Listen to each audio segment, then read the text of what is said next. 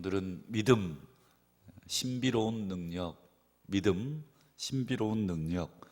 오늘 믿음에 대해서 한번 함께 생각해 보겠습니다.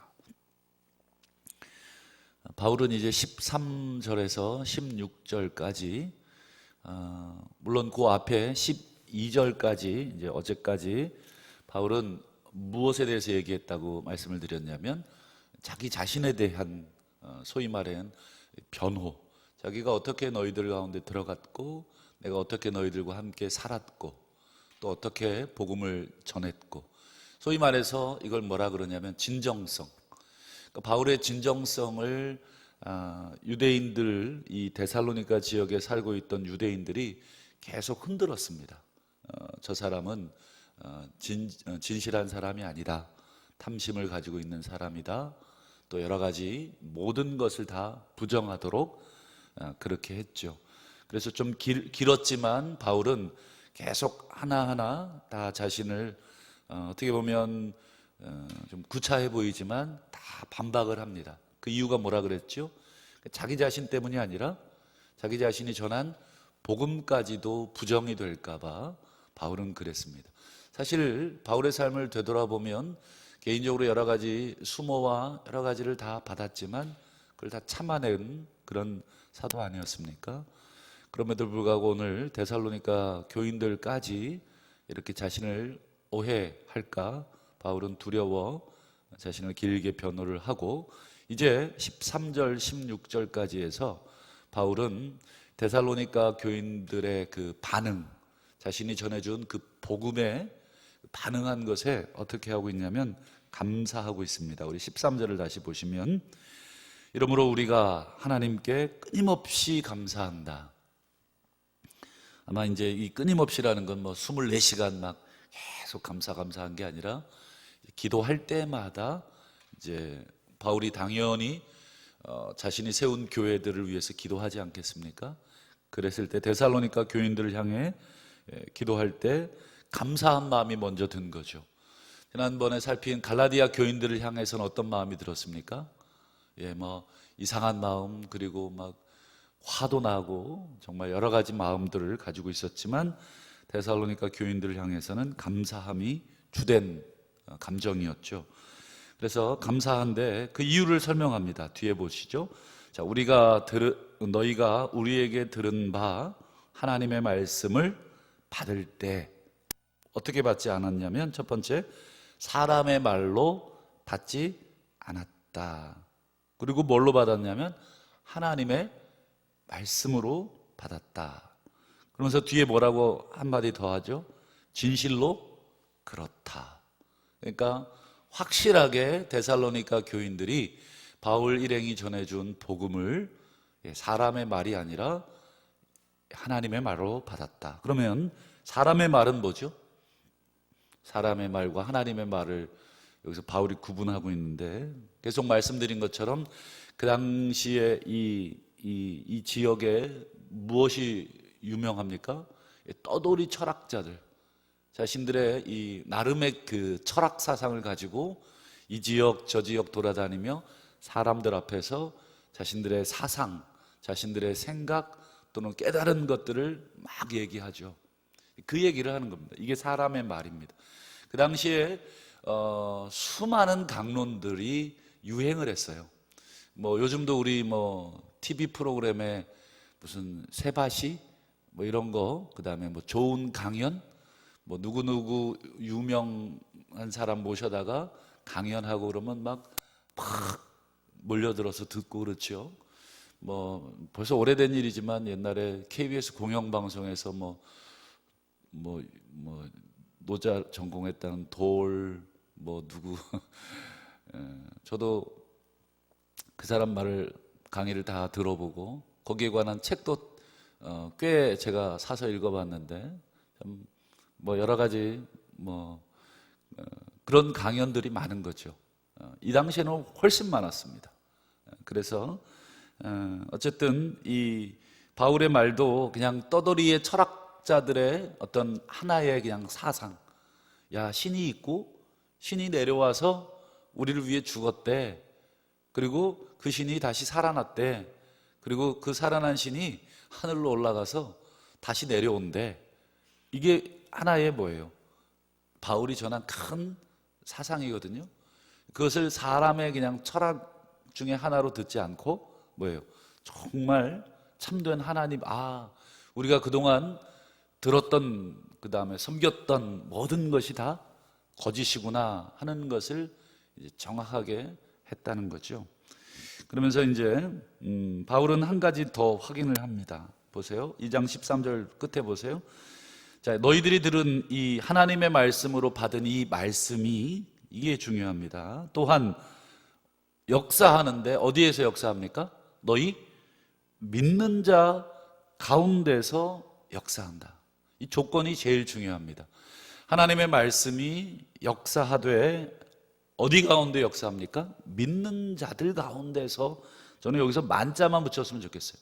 믿는 자들 가운데서만 역사한다. 여러분, 그래서 믿음, 제가 이제 설교 제목을 믿음 신비로운 능력이라고 했습니다.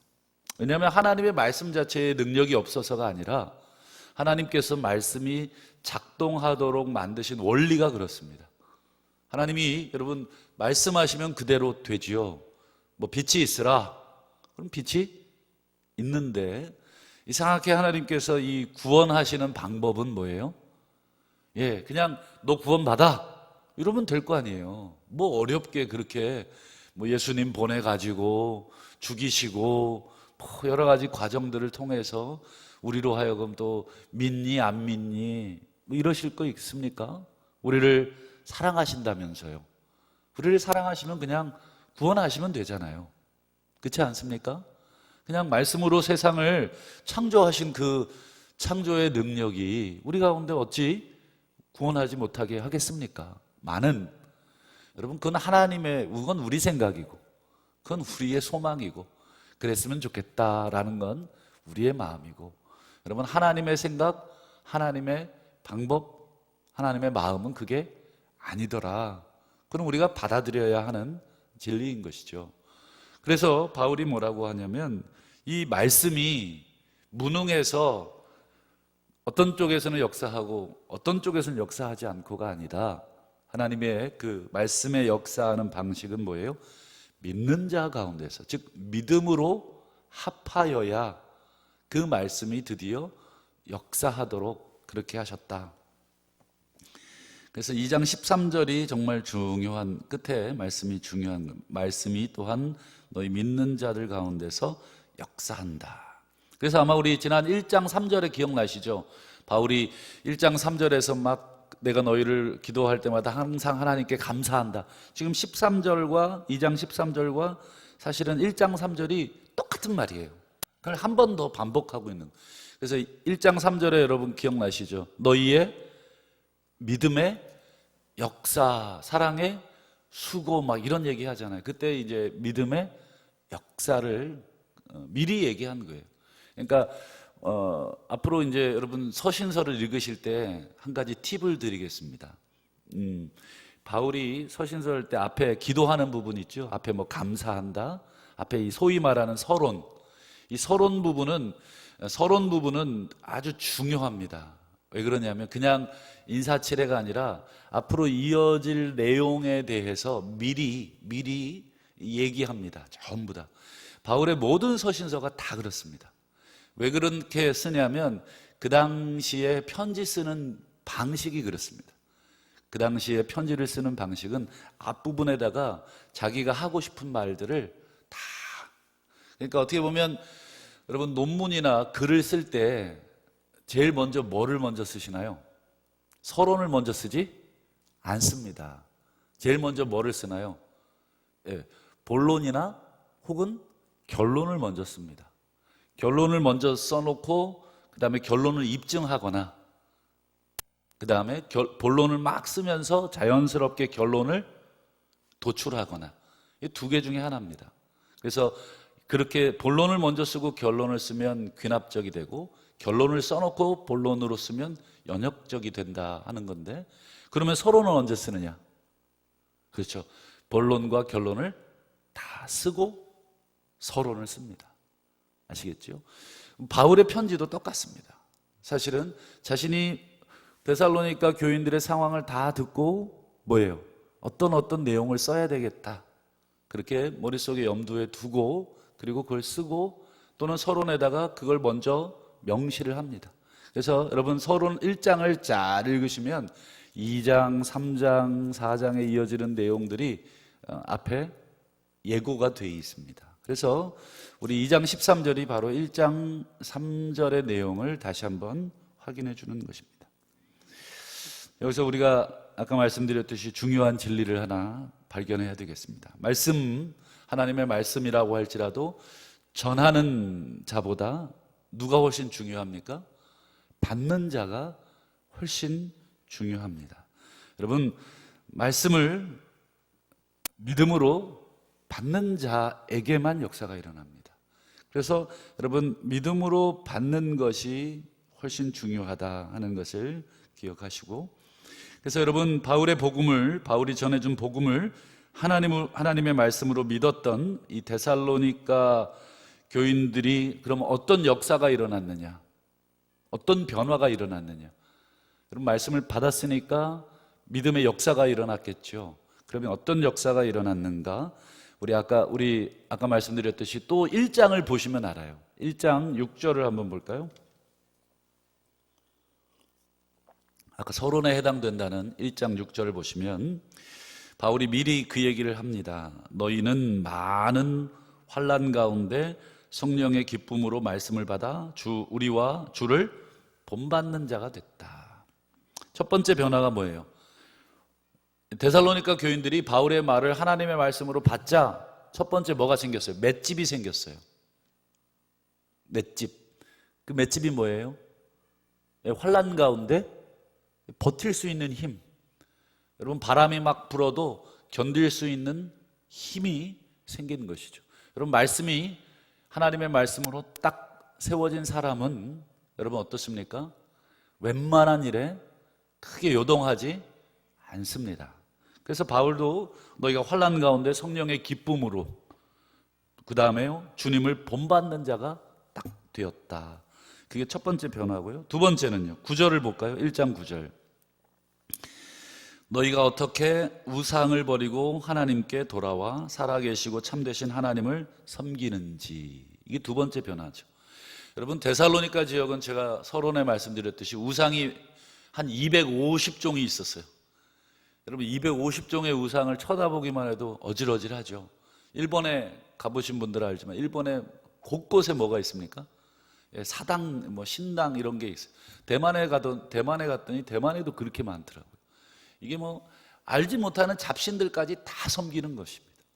혹시나 빠뜨릴까 봐. 우리 옛날에 부뚜막신, 무슨 화장신, 변소신, 별거 다 만들어 놨잖아요. 혹시나 모를까 봐. 똑같습니다. 여러분, 이 많은 우상들을 버리고 이게 쉽지 않습니다. 여러분, 단박에 하나님의 말씀을 딱 듣고 이렇게 버린다, 쉽지 않죠. 그러나 데살로니가 교인들은 우상을 어떻게 버렸는지, 그리고 하나님께 돌아와 그 하나님만을 섬긴 변화, 그들의 믿음이 들어오자 확실한 변화가 생긴 거죠. 모든 신들 중에 한 신을 더 추가한 게 아니라는 거예요.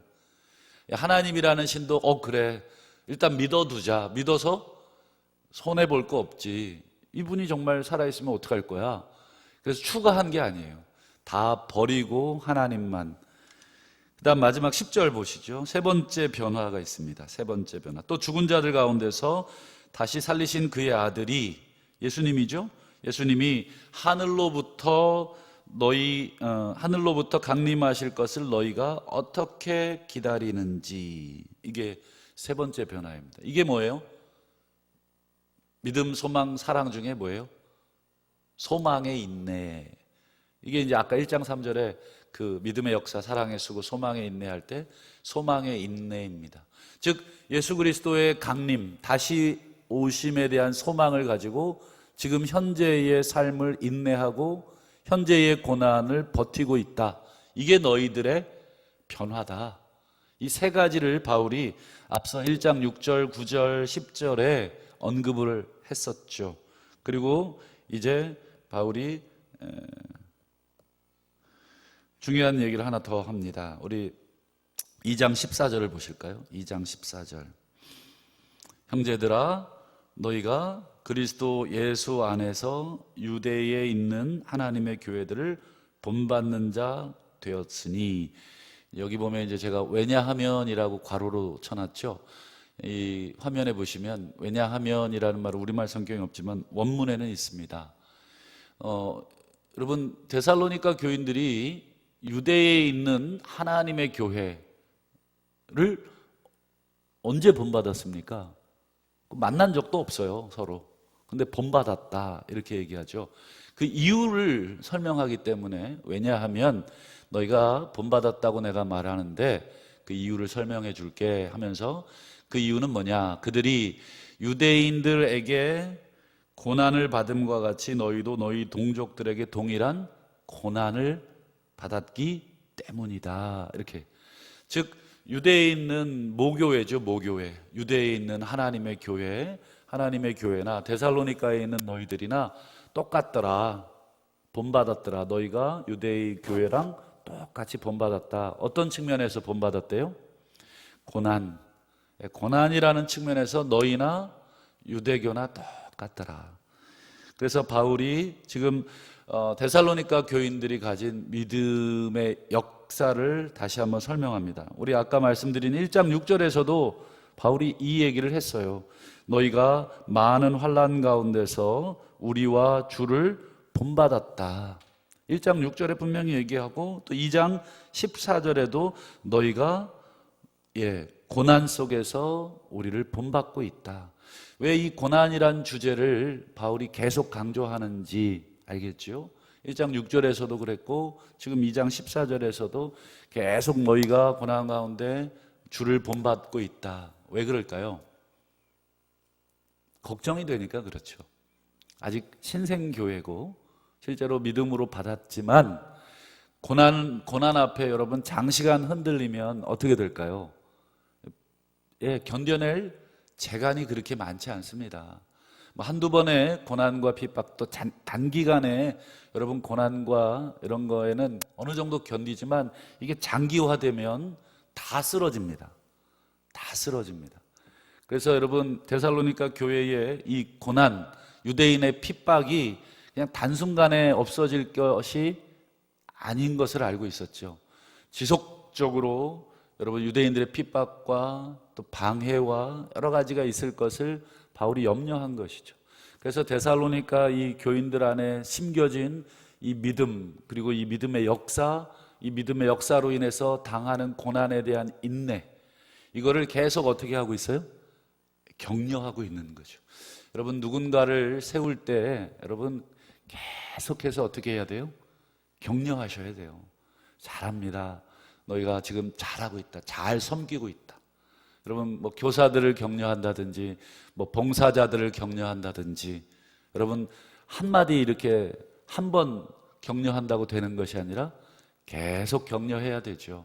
그럼 우리도 여러분 경험상 어떻습니까? 야, 너 그것밖에 못해? 야, 너 왜 이렇게 못해? 좀 더 잘해. 이렇게 여러분 말을 듣는 것보다 어떻게 말을 들어야 힘이 나시나요? 그렇죠. 야, 지난주보다 훨씬 잘하더라. 지난주보다 훨씬 좋더라. 소리가 좋더라. 이런 말들을 계속 해주고, 그 다음에 교사나 또 여러 가지 봉사자들 보시면 참 여러분들이 계속 격려하는 것이 필요합니다.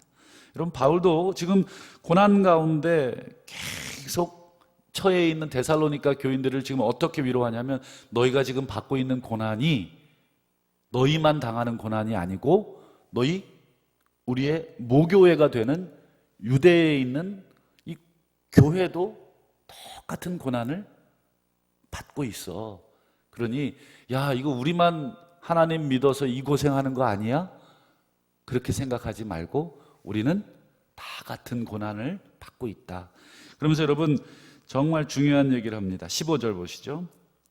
유대인들을 이제 얘기하죠. 이 유대인들이 지금 데살로니가 교인들을 지금 핍박하고 있기 때문에 이 유대인들의 정체를 드러내 줍니다. 야, 유대인들이 너희만 핍박하고 있는 게 아니야. 보시죠. 누구도 핍박했어요? 주 예수. 그 다음에요? 선지자들, 그 다음에요 우리들을 쫓아냈다. 그러니까 여러분 지금 어디까지 끌고 갑니까? 주님, 그 다음에요 구약의 선지자들, 그 다음에 우리, 그 다음에 너희, 전부 다 뭐예요? 똑같이 유대인들에게 고난을 받고 있는 무리들이라는 거예요. 그러면 어떻게 되겠어요? 유대인들을 볼 때마다 나만 미워하는 게 아니구나. 저들이 나를 미워하는 것은 곧 누구를 미워하는 거예요? 바울 일행을 미워하는 거고, 바울 일행을 미워하는 것은 곧 바울을 보낸 예수님을 미워하는 거고, 예수님보다 더 앞서서 오셨던 선지자들을 미워하는 것이다. 그러니까 우리 뒤에 누가 있다는 거예요? 어마무시한 사람들이 쫙 놓여 있다. 너희들이 당하는 그 환난은 너희들만 그냥 달랑당하는 환난이 아니다. 역사적으로 계속 유대인들은 예수도 죽이고 선지자도 죽이고, 지금 우리도 그 유대인들에 의해서 쫓겨난 거 아니냐. 그러니 너희들 든든히 붙들고 서 있어라. 이런 사람들은 뒤에 보세요. 하나님을 기쁘시게 하지 않는 사람들이다. 분명하게 이제 하나님을 뭘로 만들어요? 하나님을 적으로 만드는 사람들이다. 그러니까 너희를 미워하는 게 아니라, 너희를 적으로 만든 게 아니라 누구를 적으로 만든 거예요? 그렇죠. 궁극적으로는 우리를 보내신 하나님을 적으로 만드는 엄청난 범죄를 저지르고 있다. 여러분 만약에 그 사실을 딱 알고 있으면 어떻겠습니까? 힘이 나겠죠. 여러분 만약에 제가 대통령의 특사로서 어디에 파견이 됩니다. 그러면 제가 한 말 받아들이면 다행이지만, 저를 받지 않고 저를 예를 들어 감금한다든지 저를 죽인다든지 하면, 여러분 누구를 감금하고 누구를 죽인 꼴이 되겠어요? 당연히 대통령을 감금하고 죽인 꼴이 되고, 그 대통령을 뽑은 그 나라 국민들을 감금하고 죽인 거죠. 최근에 이란에서 영국에 무슨 영국 사람 하나를 억류해 놨더라고요. 영국 국민들이 난리가 났습니다. 왜요? 그 사람이랑 뭔 상관인데? 그 사람이 자신의 나라를 등에 입고 있기 때문에 그런 거죠. 여러분 오늘 우리가 당하는 고난은, 또 우리가 만나고 있는 여러분 핍박은 뭐예요? 나만의 핍박이 아니고 어디까지 거슬러 올라가요? 선지자 예수 그리스도 하나님. 그래서 여기 끝에 그 다음 보시면 유대인들이 모든 사람들에게 대적이 됐다. 유대인들의 이 죄값을 어떻게 치룰지, 여러분 우리가 이제 그걸 역사적으로도 보고 있습니다만, 어쨌든 모든 사람들에게 유대인들은 대적이 됐다. 그러면서 16절 보시죠. 그 대적이 된 구체적인 이유가 뭐냐면, 우리가 이방인들에게 말하여 구원받게 함을 유대인들이 금하고 있다. 즉 하나님의 뜻 아닙니까? 이방인들에게 복음을 전해 그들로 믿어 구원받게 하는 것, 이건 분명한 하나님의 뜻입니다. 아브라함 때부터 하나님께서 작정해 놓으신 방식인데, 지금 유대인들이, 하나님의 백성이라고 하는 그 유대인들이 오히려 텃세를 부리고 딱 팔짱을 끼고 유대인들이 들어오지 못하도록 문을 막고 있다. 그걸 금하고 있다. 근데 그걸 뭐라고 표현합니까? 뒤에 자기의 죄. 여러분 이거 엄연한 죄입니다. 복음을 방해하고 복음을 여러분 듣지 못하게 하는, 여러분 그래서 여러분 우리 헌법에도 제일 큰 죄가 뭔지 아십니까? 예배 방해죄입니다. 여러분 하나님께 예배하는 걸 방해하는 것은 엄격하게 처벌하게 되어 있습니다. 그런 면에서 여러분 유대인들은, 여러분 이방인들이 구원받지 못하도록 그렇게 방해한다는 건 여러분 하나님에게 직결 처분 받을 만한 엄청난 짓이라는 거죠. 그래서 끝에 보시면 노하심이 하나님의 노하심인데 끝까지 그들에게 찼다. 끝까지 임했다는 거죠. 그래서 하나님께서 이 유대인들을 향해서 이제 그 진노를 쏟아내시는 그 모습들. 물론 바울이 이렇게 얘기하면서 막 속으로 노래를 부르진 않았어요. 유대인들 이놈 다 죽었어. 근데 바울은 여러분 로마서 9장, 10장, 11장에 보면 자신의 동족 유대인들을 향해서 뭐라고 기도하냐면, 내가 내 동족이 구원받기를 너무 원하고 있다. 이 완악함을 벗어나서 다시 회개하여 돌아오기를 얼마나 기도하냐면, 심지어 내가 구원받지 못하는 한이 있더라도 내 민족이 구원받았으면 좋겠다. 여러분, 이렇게 그냥 허풍을 떠는 건 아니겠죠. 정말로 유대인들이 이런 엄청난 죄를 짓고 있는 것을 선교 현장에서 보고 있지만, 바울은 이 유대인들이 싸그리 하나님의 진노하심에 죽어버렸으면 좋겠다, 이렇게 여러분 한 적은 없어요. 끝까지 자신의 민족이 구원받기를 기도하고, 자기가 차라리 자기가 죽었으면 좋겠다, 하나님이 이들을 살려줬으면 좋겠다. 이게 로마서 9, 10, 11장입니다. 어쨌든 말씀을 맺겠습니다. 여러분, 말씀을 들을 때 잘 분별해야 되겠습니다. 사람의 소리, 하나님의 소리, 여러분 잘 분별해야 되겠습니다.